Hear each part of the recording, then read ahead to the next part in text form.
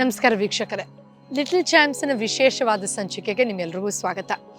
ಪೋಷಕರಾಗಿ ನಾವು ಯಾವೆಲ್ಲ ವಿಚಾರಗಳನ್ನು ಮನಸ್ಸಲ್ಲಿ ಇಟ್ಕೊಂಡ್ರೆ ಮಕ್ಕಳಿಗೆ ಒಂದು ಅಮೋಘವಾದ ಭವಿಷ್ಯವನ್ನು ಕೊಡೋದ್ರ ಜೊತೆಯಲ್ಲಿ ಅವರ ಪ್ರೆಸೆಂಟನ್ನು ಕೂಡ ನೆಮ್ಮದಿಯಾಗಿ ಪೀಸ್ಫುಲ್ ಆಗಿ ಆರೋಗ್ಯಕರವಾಗಿ ಮಾಡ್ಕೊಳ್ಬಹುದು ಅನ್ನೋ ನಿಟ್ಟಿನಲ್ಲಿ ಹಲವಾರು ವಿಚಾರಗಳನ್ನು ನಾವು ನೋಡ್ತಾನೆ ಬಂದಿದ್ದೀವಿ. ಇವತ್ತಿನ ಸಂಚಿಕೆಯಲ್ಲಿ ನಾನು ನಿಮಗೆ ಅಮೇಝಿಂಗ್ 4 ಜಾಪನೀಸ್ ಟೆಕ್ನಿಕ್ಸ್ನ ಹೇಳ್ಕೊಡ್ತೀನಿ.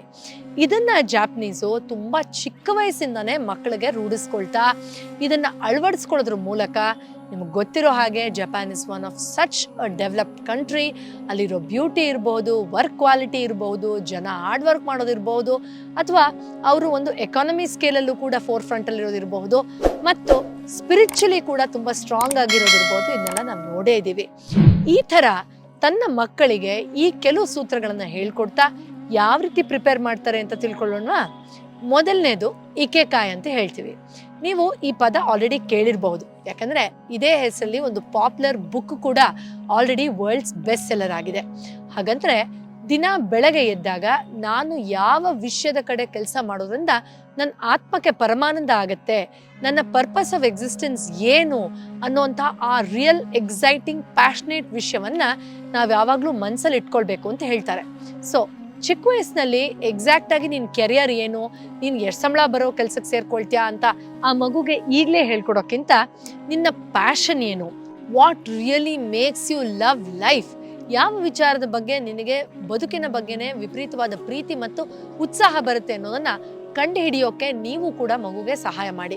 ಅದು ಸಮಾಜಕ್ಕೆ ಮಾಡೋ ಸಣ್ಣ ಸೇವೆ ಇರಬಹುದು, ಅಥವಾ ಟೆಕ್ನಿಕಲಿ ಯಾವುದೋ ವಿಷಯ ಮಗುಗೆ ತುಂಬ ಇಷ್ಟ ಆಗಿ ಅದನ್ನು ಕಂಡುಹಿಡ್ಕೊಳ್ಬೇಕು ಅಂತ ವಿಚಾರ ಇರಬಹುದು, ಆಧ್ಯಾತ್ಮಿಕ ಸಂಗತಿ ಇರಬಹುದು, ಅಥವಾ ನಮ್ಮ ದೇಶಕ್ಕೇನೋ ಸಹಾಯ ಮಾಡುವಂಥ ವಿಷಯ ಇರಬಹುದು. ಇಲ್ಲಿ ದಯವಿಟ್ಟು ಗಮನಿಸಿ, ನೀವು ಇವಾಗ ಏನೋ ಡಿಫೈನ್ ಮಾಡಿಬಿಟ್ರೆ ಮಗು ಅದೇ ಆಗ್ಬಿಡುತ್ತೆ ಅಥವಾ ಅದು ಆಗದೆ ಇದ್ರೆ ಏನಾಗ್ಬಿಡುತ್ತೆ, ಆ ಥರ ಭಯ ಬೇಡ.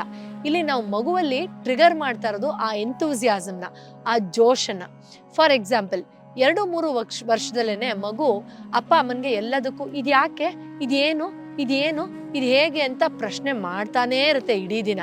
ನೀವೆಲ್ಲದಕ್ಕೂ 100% ಕರೆಕ್ಟ್ ಆನ್ಸರೇ ಕೊಡ್ತೀರಾ? ಅದರಲ್ಲಿ 90% ಪ್ರಶ್ನೆಗಳಿಗೆ ನಮಗೆ ಉತ್ತರ ಗೊತ್ತಿರಲ್ಲ.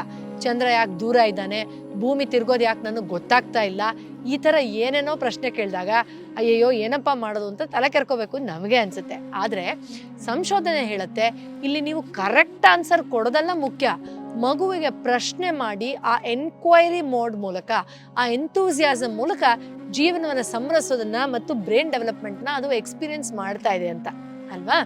ಅದೇ ಥರನೇ ಈ ಪ್ಯಾಷನ್ ಏನಿದೆ, ನಿನ್ ಏನು ವಿಷಯ ನಿನಗೆ ತುಂಬ ಪ್ರೀತಿ ಕೊಡ್ತಾ ಇದೆ ಜೀವನದ ಬಗ್ಗೆ ಅನ್ನೋ ಇಕೆಕಾಯಿನ ಕಂಡಿಡ್ಕೊಳ್ಳೋಕೆ ನೀವು ಮಗುಗೆ ಸಹಾಯ ಮಾಡಬೇಕು.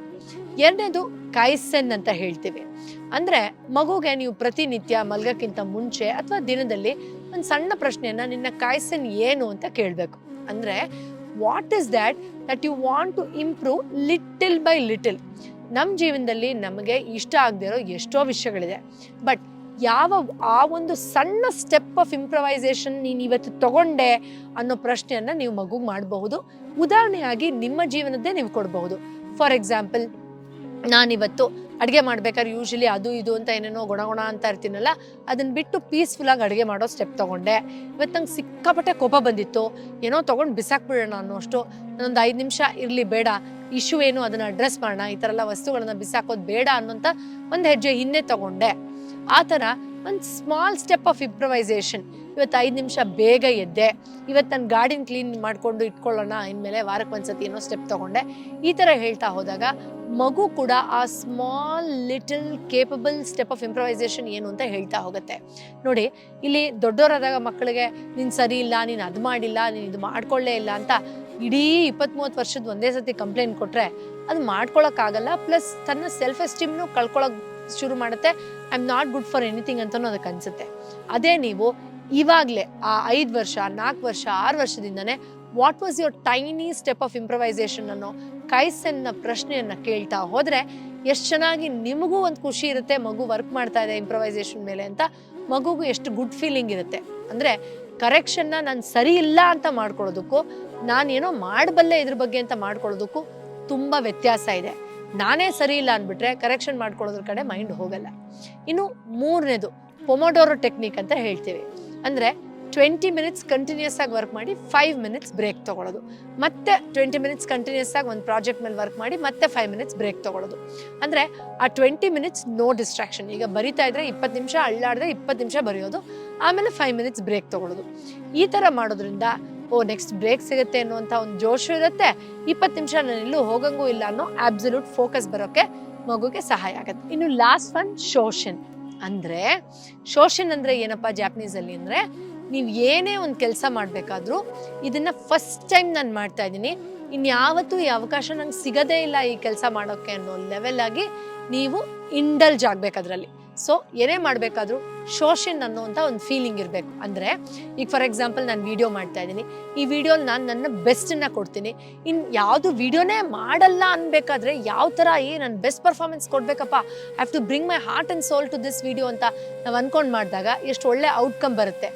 ಅದೇ ಥರ ಆ ಒಂದು ಔಟ್ಕಮ್ ದಿನೇ ದಿನೇ ಗ್ರೋ ಆಗ್ತಾನೆ ಹೋಗುತ್ತೆ. You just get better and better and better in your quality and output. ಅದೇ ಥರ ಮಗುಗೆ ನೀನು ಬೆಸ್ಟನ್ನು ಕೊಡು, ಇನ್ಯಾವತ್ತೂ ನೀನು ಓದ್ಕೊಳ್ಳೋದೇ ಇಲ್ಲ ಅನ್ನೋದಿದ್ರೆ ಎಷ್ಟು ಹಾರ್ಟ್ಫುಲ್ಲಾಗಿ ನೀನು ಓದ್ಕೊಳ್ತೀಯ, ಆ ಥರ ನಿಂದು ಫಸ್ಟ್ ಇದು ಮತ್ತು ಲಾಸ್ಟ್ ಇದು ನಾವು ಫೀಲಿಂಗಲ್ಲಿ ಮಾಡು ಅಂತ ಹೇಳಿದಾಗ ದ ಕ್ವಾಲಿಟಿ ಆಫ್ ಇಂಪ್ರೂವ್ಮೆಂಟ್ ನೀವು ಇಮ್ಯಾಜಿನ್ನು ಮಾಡ್ಕೊಳಕ್ಕಾಗಲ್ಲ. ಆ್ಯಂಡ್ ಅದೇ ಮಗುವಿನ ಗ್ರೋತ್ ಆಗಿ ಕನ್ವರ್ಟ್ ಆಗುತ್ತೆ. ಈ 4 ಜಾಪನೀಸ್ ಸೂತ್ರಗಳನ್ನು ಚಿಕ್ಕ ವಯಸ್ಸಿಂದಲೇ ನಿಮ್ಮ ಮಗುವಿಗೂ ಕೂಡ ರೂಢಿ ಮಾಡಿಸಿ, ಆ್ಯಂಡ್ ನಿಮ್ಮ ಮಗು ಯಾವ ರೀತಿಯಾಗಿ ಹುಮ್ಮಸ್ಸಿನಿಂದ ಪಾಸಿಟಿವ್ ಆಗಿ ಬೆಳೆಯುತ್ತೆ ಅನ್ನೋದನ್ನು ನೀವೇ ನೋಡಿ ಸಂಭ್ರಮಿಸಬಹುದು. ಮುಂದಿನ ಬಾರಿ ಇನ್ನೊಂದು ಔಷಧ ರೀತಿಯ ಚಿಕಿತ್ಸೆಯ ಸಲಹೆ ಜೊತೆ ಮತ್ತೆ ಭೇಟಿ ಆಗ್ತೀನಿ. ಎಲ್ರಿಗೂ ಒಳ್ಳೆಯದಾಗಲಿ. ನಮಸ್ಕಾರ.